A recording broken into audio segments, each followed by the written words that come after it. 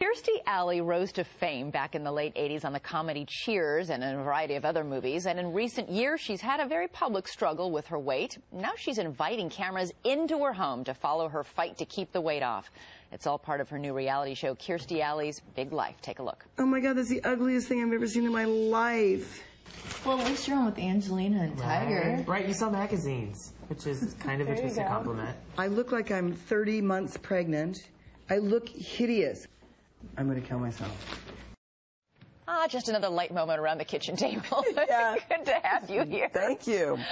You know, you have very publicly already lost a lot of weight and then very publicly put it back on. Yeah. Why invite cameras in to document the fight all over again? Because I'm nuts. I don't know what the answer to that is. It seemed like a good, fun idea.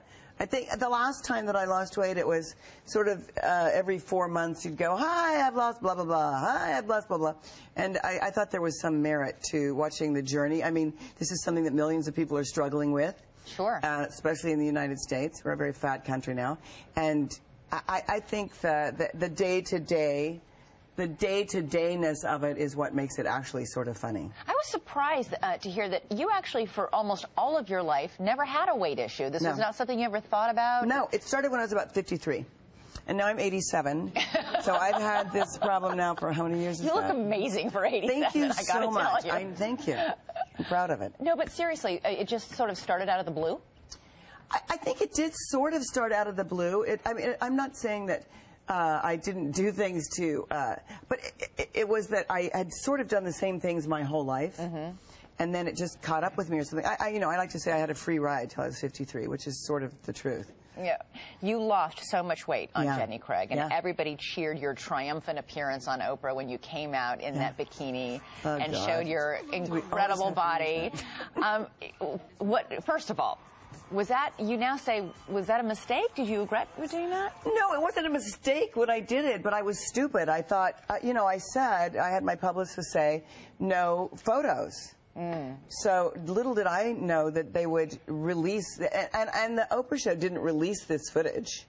It was just taken off of YouTube or whatever and then put all over the universe. So what's the problem with that? Well, how many years later is this? I'm still seeing the same thing. It's just sort of, I don't know. I guess that's it. I didn't think that I'd see it again. I thought this is a one-time thing. So what happened? Because you were so slim in that video. What happened after that? I'd love to say some man did me wrong, but it's not true. I'll buy it. I still had the same bad, I think I had the same bad habits innately that I've had my whole life.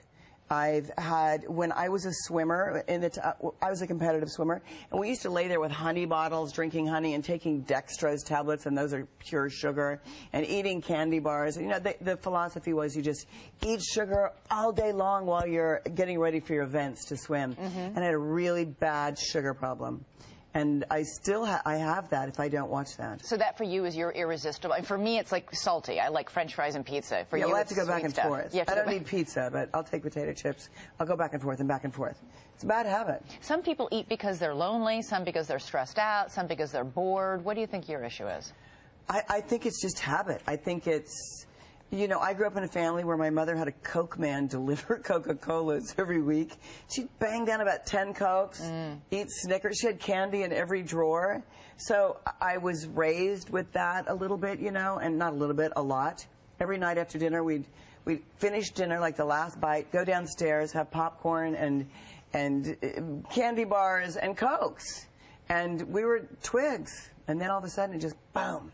Well, even with the weight back, though, Kirstie, you're a beautiful woman. I mean, at a certain point, shouldn't we sort of accept, you know, who we are and, like, enjoy our curves and celebrate them, all the while eating healthy, obviously. Nobody wants to have potato chips and M&Ms all day long. But, you know... Well, we should, but look at you. You're tiny and beautiful. Trust me, I gained more weight in college my sophomore year than I did when I was pregnant. It took me 5 years to lose it. I think everybody's got to have the place where they feel good. I don't feel good when I'm really overweight. I don't feel right when I am really, really underweight because it's too hard to keep it like that.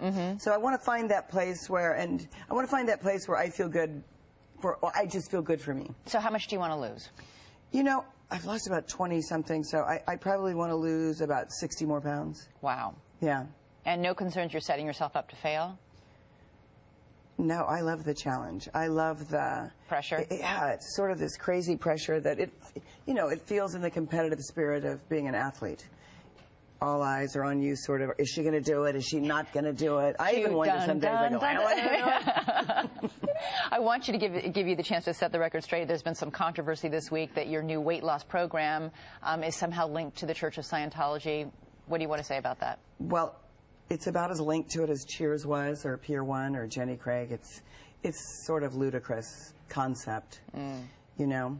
And I think that it's, I mean, I know where the rumor started, and I know that a couple of reporters, one in particular, has had a beef with the church for a long time, and so he's making it look that way. But it started very fringy, and now it's sort of come into the mainstream, but it's absolutely not true. If it were true, 100% no connection. It doesn't even make sense to me how a business is a front for a religion. I mean, I've been in this religion for over 30 years, and I've been an actress for over 30 years. So why? It doesn't even make any sense to me, but it's absolutely not true. And what is the one thing people don't know about you yet that they're going to learn about you watching this new show? That I do need to wear makeup.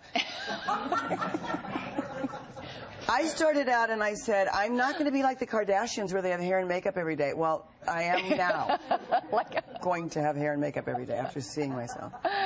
Kirstie Alley, thanks so much for being here with us, and good luck with the new show. Good luck with the weight loss, and best of luck to you. Thank you so much. Okay, and Kirstie's new show, Kirstie Alley's Big Life, premieres this Sunday on A&E at 10 p.m. Eastern. To find out more about the show, you can go to abcnews.com.